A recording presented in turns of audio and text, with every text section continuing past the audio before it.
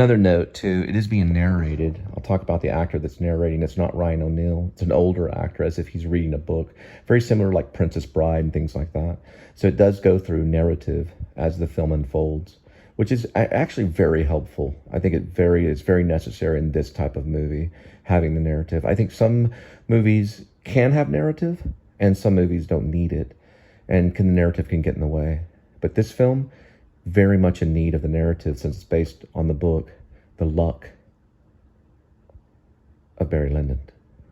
Another note to Watcher, he starts off Barry,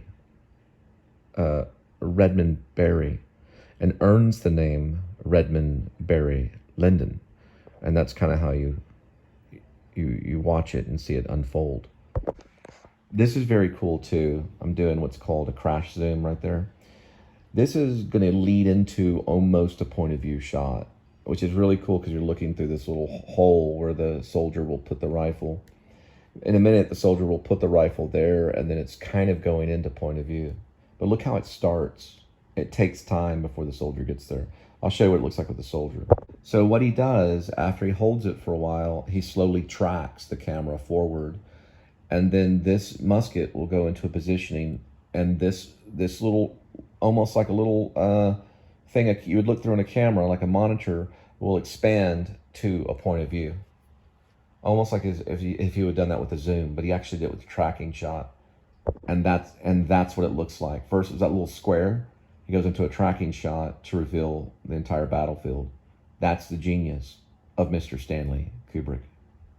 So what was first was a slight establishing shot, then it went into a tracking, making this square go away, and then we see the battlefield to, I guess you call this, it's definitely a profile shot, but you're seeing it, it's really a two shot. You got a guy over there, and then he's got the musket sticking out through what we were looking at in the beginning.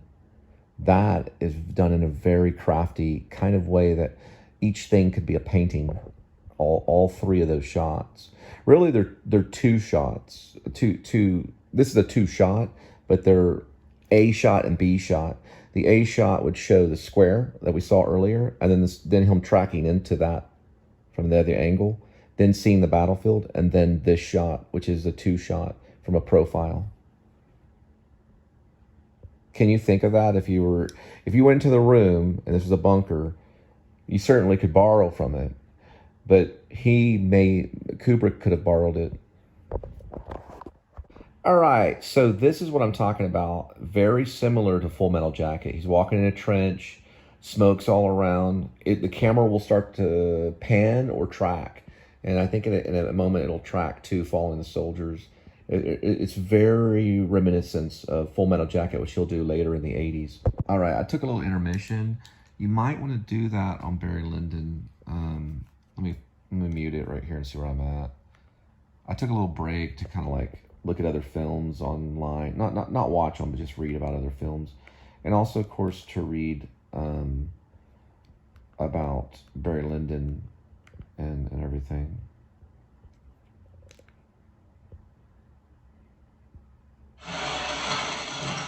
So here's Kubrick's master of just stillness, and everyone is completely at guard. Barry, Redmond Barry, receives an award for saving one of their commanders in battle. And this is the Prussian army he was impressed in, as opposed to being in the British army, the Royal Army, which would be his enemy. But he switched over and got impressed into the other army, and now they're rewarding him. And it's just Kubrick's, it's very common in Kubrick's storytelling. Little of this in Clockwork Orange when Michael McDowell's character is in a way kind of rehabilitated in a way, but he's actually just going along with the plan, just like Mike McDowell and Clockwork Orange when they're feeding him at the end, But we're not at the end. We've got this is a 3-hour movie, by the way. So here we go with kind of pretty much a wide shot. You could probably maybe say extreme wide, other than the fact that it's on the balcony. If it was behind the balcony and behind all this palace, then that would be an extreme wide. But this is just a wide shot. But it's beautiful. Look at this. This whole courtyard. Something in Prussia. This is a Prussian royalty for Barry Lyndon, 1975 film.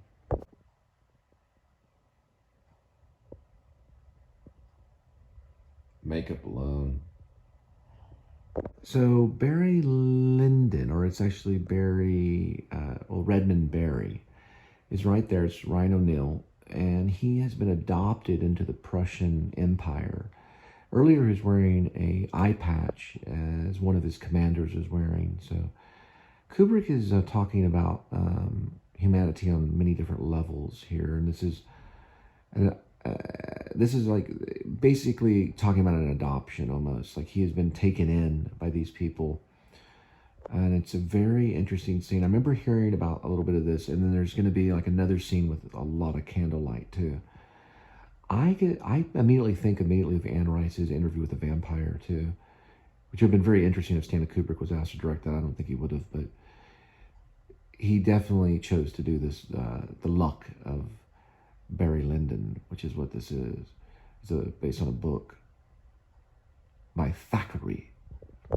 And in this sequence, they're gambling at candlelight. So this is 1975, Barry Lyndon. They're gambling at candlelight, and I just wanted to point out the makeup, these little dots on them, and why they would wear this. If anybody knows, leave a comment. Another character has it too. They're like little accessory pieces. I guess they would call them beauty moles, or for out of vanity. It's a very powerful scene. So this is very funny with Kubrick. They gambled on credit. So this is a two-shot. This is Ryan O'Neill playing Redmond Barry, and this is a Prussian gambler that owes money, and he, obviously they're fencing, and he's, lost the fencing game, so he has to repay the debt, and Ryan O'Neill is basically, or Barry, Redmond Barry is basically, honoring the Prussian Empire there by doing this for them, so they can gain this money from this gambler who's also part of a lineage of high family, or family that's higher up in the Prussian Empire. So we go back to the gambling, and that continues for a while. This woman's wearing this outrageous hat during this sequence. It's mostly about mannerisms, so this is pretty much a comedy of manners. Okay, so this kind lady goes and takes a break from gambling, and this hat is wonderful in this scene. This is about 1 hour and 38 minutes, right at 1 hour 37 and 56 seconds. And then it takes a very long time. I didn't count how long, but it was maybe a whole minute, where she comes out to the patio first and waits. And Kubrick is using like public domain classical music, I'm assuming. It could have been a score. I'll check it out. But he does use classical. It takes a long time before he finally gets, walks up to her and kisses her from the gambling table. But Kubrick really did take his time in moments. He didn't rush things at all. So Barry goes through quite a bit. He is employed by the Prussian high officer to become a spy, to spy on, I believe, an Austrian who is being kind of accused by the Prussian Empire for being like this gambler. So he goes in to see, what's going on, and he's acting as a spy here. He runs into Lady Lyndon, and this is how he becomes Barry Redmond Lyndon, thus Redmond Barry Lyndon, thus Barry Lyndon. He was just Redmond Barry, but now he's about to be Barry Lyndon by kissing this powerful woman, which is what's going on right now. Just to let you know, Michael Hordern is the narrator. This did have an original score, as well as using classical scores as well from public domain music.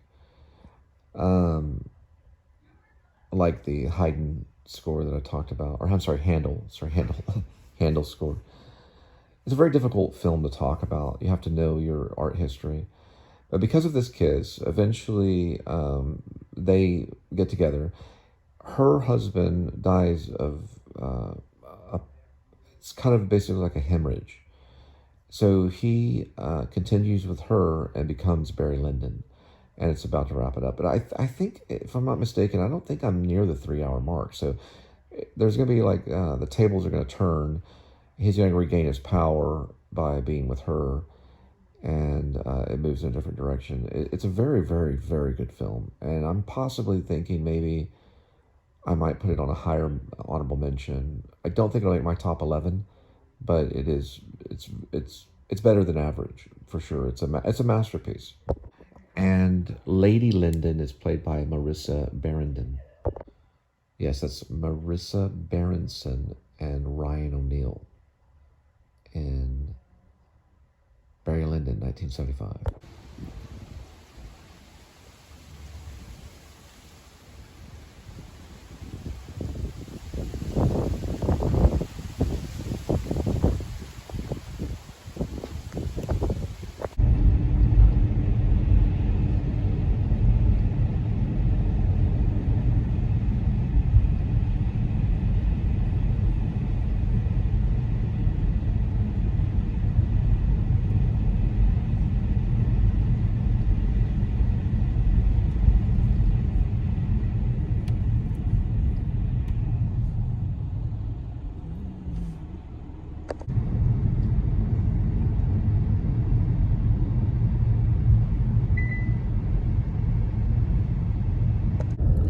Right, we're at 39 degrees Fahrenheit, dealing with 198,883 miles on the speedometer. It's October 29th of 2023. There she is, Linda, my wife. And I'm Cole, and welcome to the Please Subscribe Show.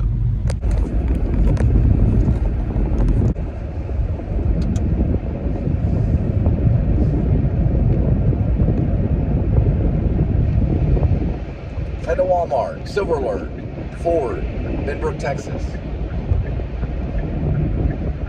Ford truck. I think it's a blue Ford truck. Silver Alert after Silver Alert after Silver Alert.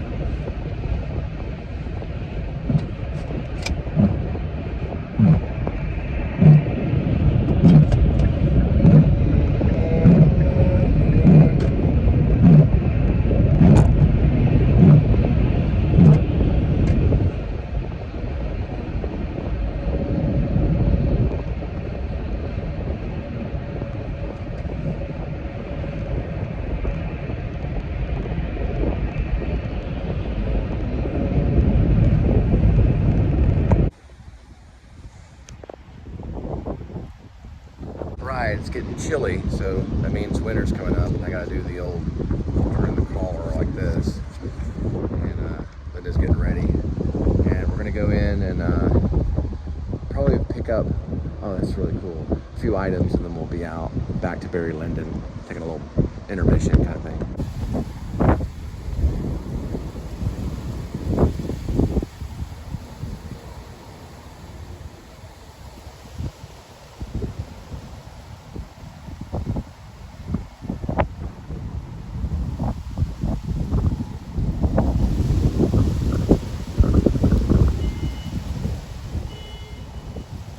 It's okay. It's okay. No, it's dirty. This is a clean sweater. All right, let's just hand it. Sorry. It's okay.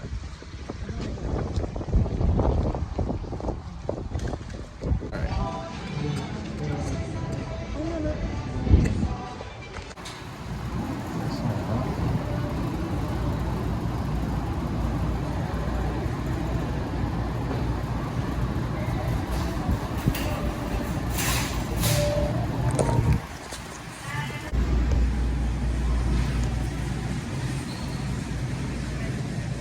You have something right here. It's like a little string thing. I don't know where it came from. Is this what Kitty did? Okay. All right, we're gonna go look at some. What is it? So I need a long black sleeve shirt for under my work shirt. Okay. So technically, I could use this Yeah. and wear it outside of work. worst case scenario. But it's $11.48. Let's try to keep it under $8. Gotcha. Alright, I've been instructed to find a sweater, but not too thick, not too bulky. These are kind of knitted sweaters. Is this too thick over here, sweetie? It's like I guess that's a cardigan or whatever they call it. Yes, that's a cardigan. Cardigan. What about that black? This one right here. Yeah, that'd be too thick underneath my shirt. You're looking for like a long sleeve. Yeah. Okay. Maybe like a thermal one. Thermal long sleeve.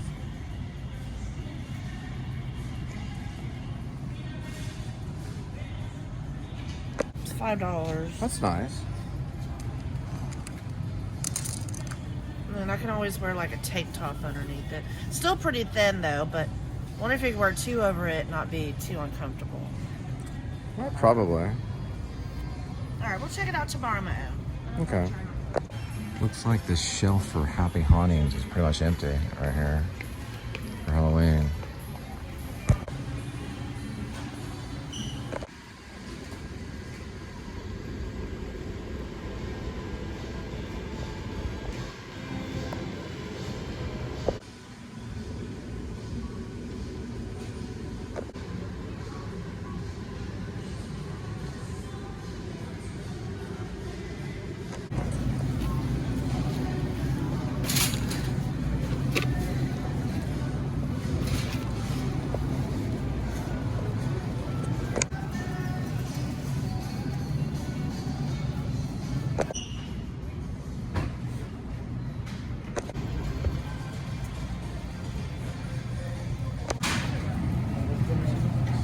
So which one are you getting? I'm not quite sure yet. They started selling the dollar ones, but they're out. Oh, dollar soy cream. Yeah. That's the one that's 8 ounces. This is 16. Oh, it's a smaller one. Alrighty, well. This is what's known as McCormick Tex-Mex chili. If you're trying to make chili. There's the off-brand one.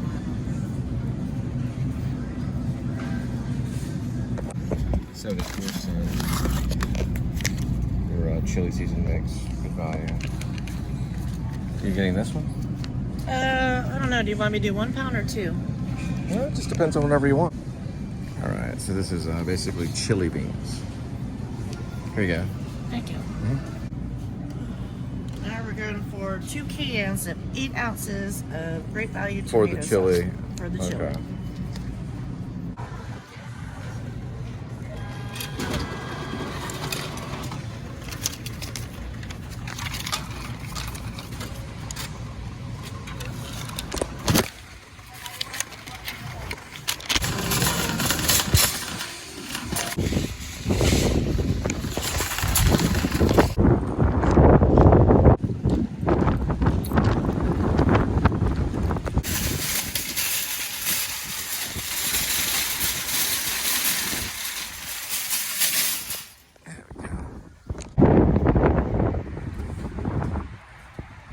Alright, so I'm gonna go get some Rooster Booster and some sugar packets for my tea.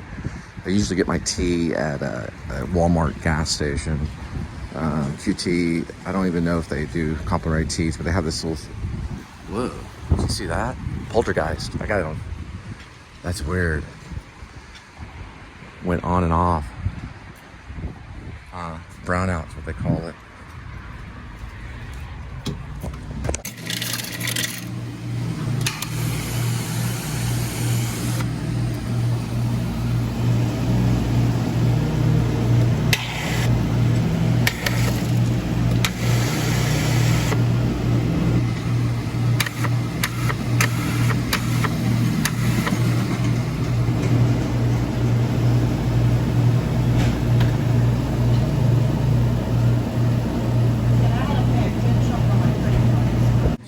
Bigs, and it's Taco Bell Supreme sunflower seeds. Hidden Valley Ranch. Get some of those to the ranch. The Rangers. Rangers might need that. Oh, the ranch, yeah. Ooh, the pickles. Dill pickle. And pumpkin seed. Is that original? cracked pepper. What's that called? Tickus field? Tickus. Big bags, spits. Great cover song. I heard it from them. I heard it from a friend who heard it from a friend who said that you've been messing around. And it's about under the gun, you take it on the run. You're under the gun, you take it on the run. REO Speedwagon, great song. And what song is that?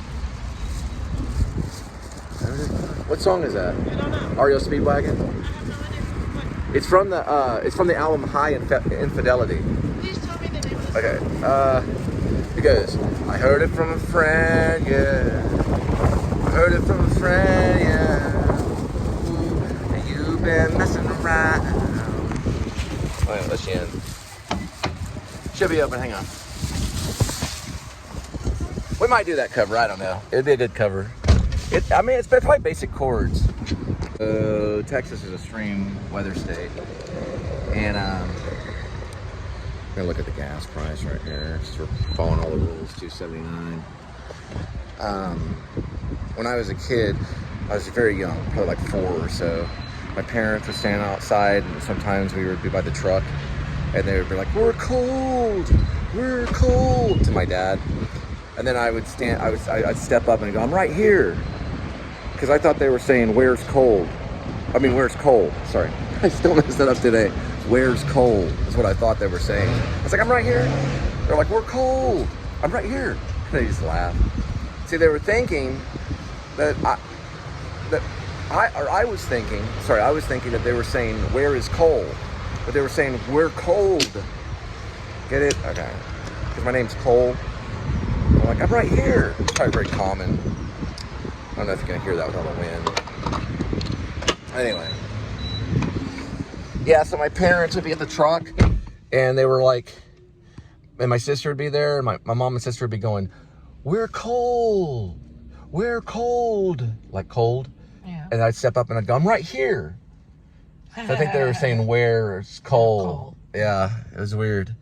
They'd also always tell me to pick up the pace. They're always telling me that. Like, "Pick up the pace, Cole." All right, let's go. The lyrics are from Take It on the Run, which is an REO Speedwagon song, REO Speedwagon. And that album is called High Infidelity. So there's also a John Cusack movie called High Fidelity. So that was pretty good too. What letter do we use the least often? JR. J. Sumati, is it J, Q, X? I'm gonna go with Q. Q. What do you think, Carla? X. I'm gonna go with Q as well. Why'd you say J? I don't hear it a lot. What, on Wheel of Fortune or Words Period? All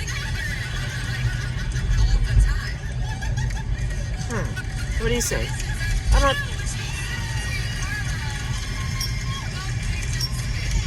What was it, Q? Oh.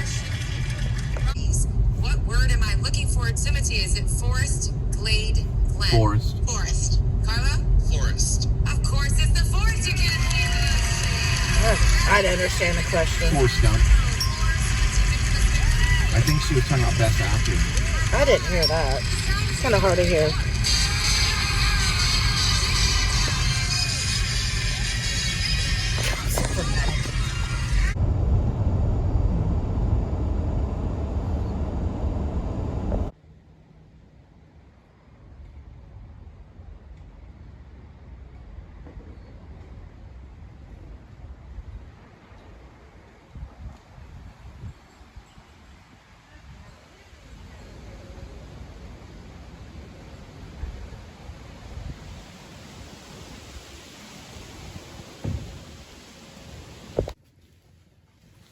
There he is. There he is. Kitty, kitty.